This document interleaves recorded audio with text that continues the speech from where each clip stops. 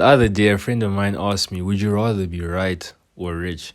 And obviously, I'd rather be rich. But the odd thing is there's some people out there who'd rather be right than rich. But that is not the point of this video. At first, I thought you were just talking about money, about material possessions, cars, houses, whatnot, right?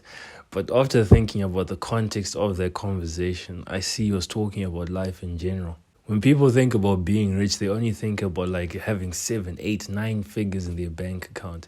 But they really think about having 7, 8, or 9 figures in other areas of life. Like imagine having 7 figures of joy. I know you can't attach units to joy like that, but imagine if you could, and imagine if you had 7 figures. You had 2 million joy points, 2 million peace.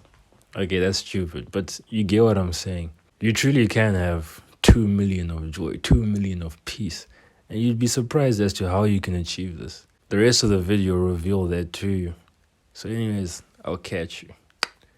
Well, I'm not going to catch you because you're going to carry on watching, which will be right after this. So I guess I'll see you later. And later is 3 seconds for you.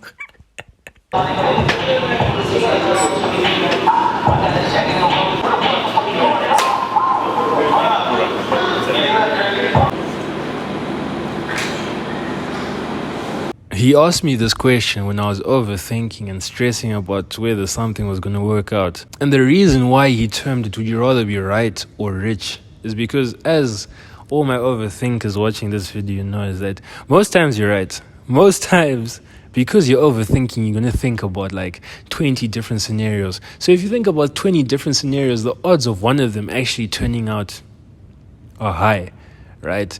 So whether overthinkers are intelligent or you're attracting the energy of those certain scenarios is a topic for another video.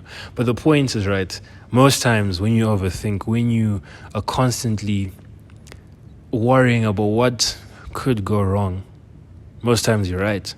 The problem with wanting to be right is that you become pessimistic.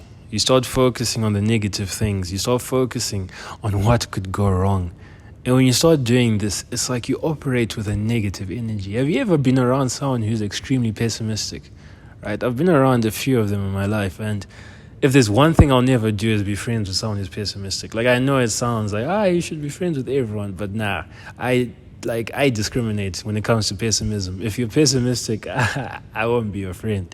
The thing with being pessimistic is not only do you adopt a negative frame of mind, you lose your peace of mind, you lose any joy that you could have, and your general well-being suffers. But on the flip side, when you stop constantly thinking about what could go wrong and perhaps focus and be optimistic, right? You become rich. And I don't mean rich in a monetary sense. I mean rich in joy, peace of mind, optimism. Have you ever been optimistic about a situation? In that moment where you're optimistic, you feel rich. You don't feel poor. You can have $0 in your wallet and be optimistic that next week I'm going to make $1,000, right? In that moment, you still have $0, but you're optimistic and you're positive. You're positively thinking about the future. And it's like you genuinely don't feel like you're broke. So the point is, right, when you begin to be optimistic, you become rich, you become wealthy, because that abundance that you get is overflowing positive energy. And I know I probably sound like, those girls that you see with rocks, and they're like, just chucking their rocks, positive energy, right? But trust me, just listen. When you begin to focus on what could go right, to focus on opportunity instead of obstacles, it's like you get this second wind of energy, like a wave that you never thought, like this sudden burst of energy that will allow you to start working at 12 a.m. right? Because whenever I'm optimistic about the work I do, about these videos, right, I can work the whole day. But as soon as I start worrying about, what if this happens, what if that happens, I lose the energy. I've found that optimism brings a unique richness to life, because we've all been in those periods where things are going your way, but you can't seem to not focus on what could go bad, on what could go wrong, on like thinking, what if this happens in the future? And it's like when things inevitably go bad, because that's the way of life. Things are good, then they're bad, then they're okay, then they're good, bad, right?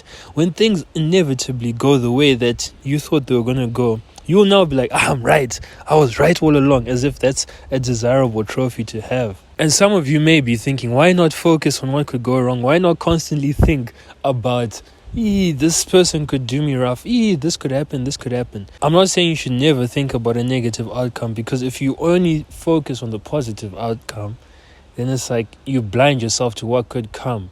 But there's no point in constantly focusing, in fact, fixating on what could go wrong. Because how I see it, right, is there certain experiences in life that you will never be able to control. Certain events are going to come, good or bad, that you have absolutely no control over. The only control you have is how you experience them or how you react to them, right? So if you're going through a good period right now and you're constantly thinking about, this could go wrong, this could be bad, you're taking away your own ability to be present in that situation and to actually enjoy it. So when things inevitably do go bad, you're going to be sad, right? You're going to be unhappy. But because you're constantly thinking about how things could go bad, even when the things were good, you were unhappy because you put yourself in that state of thinking about like the negative scenario. And because you were thinking about negative things, your mood turned into a negative mood. So how I see it, right, is why not be optimistic when things are going well? What you are doing by constantly being pessimistic and trying to and overthinking and being like, this could happen, is you're taking away from your own happiness. You will never be happy a day in your life because you're always living in a state of what if. What if this happens? What if that happens? And the problem of that what if is it's always a what if that's negative. So my final two questions to you are, why not just be happy when things are going well and allow yourself to be sad when life is rather unfortunate? And the last question I have, and the question that's going to close off this video, is, would you rather be right or would you rather be rich? Yeah, man, you decide.